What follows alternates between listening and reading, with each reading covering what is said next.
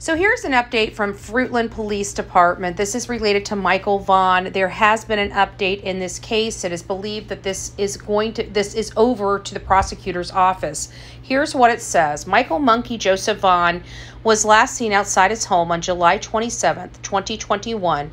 Early on in the case, his parents were cleared as suspect, with Fruitland Police Chief J.D. Huff saying they're always fully cooperated. They always fully cooperated.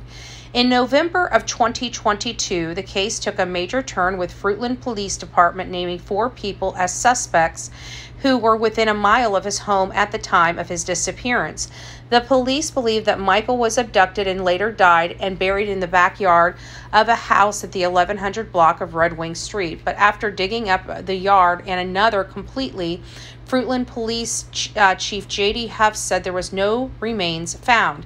However, he said law enforcement officials believe the body may have been there and was later moved to another location, with samples being sent to a lab. The results of those lab tests have not been made publicly available.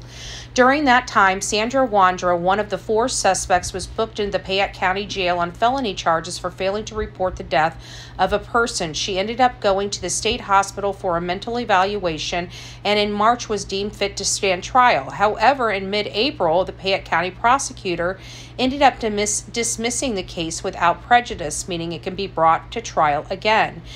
This was days after he refiled old charges over a separate case related to a firearm for which she remains in custody awaiting trial. The day the case was dismissed against Wandra, Huff told the newspaper it did not change anything. He said Wandra, along with her husband Stacy Wandra, remained suspects.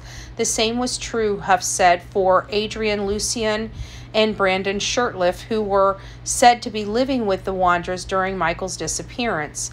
Stacy Wandra remains in custody awaiting federal trial for gun charges in the case that is unrelated to both Michael's disappearance and his wife's gun case. Huff said Michael is still believed to be dead, but would not comment on why that is believed, stating that more evidence was outstanding. The chief also told the newspaper that there were still no arrest warrants issued or charges filed on anyone related to the case. He said he planned on forwarding it to the prosecutor in about a month. In May and June, the newspaper checked in with Huff for an update on the case. He did not return multiple requests for comment by email or phone. This month, we reached out to Huff to get a comment from him for this article, acknowledging the nearing of the 2-year mark since Michael's disappearance. He declined an interview, stating he will only inform members of the public about the case through Facebook. I plan on putting a very brief Facebook update on Thursday. This case has been forwarded to the prosecutor. I'm not going to participate in interviews as instructed by the prosecutor. Huff said it in an email on Monday. I will always it's always a challenge trying to keep the community informed while maintaining the integrity of our case. I will always choose the latter, as justice for Michael and his family is my top priority. Huff instructed the Argus Observer to look for that update on Thursday, declining to send any information directly to the publication.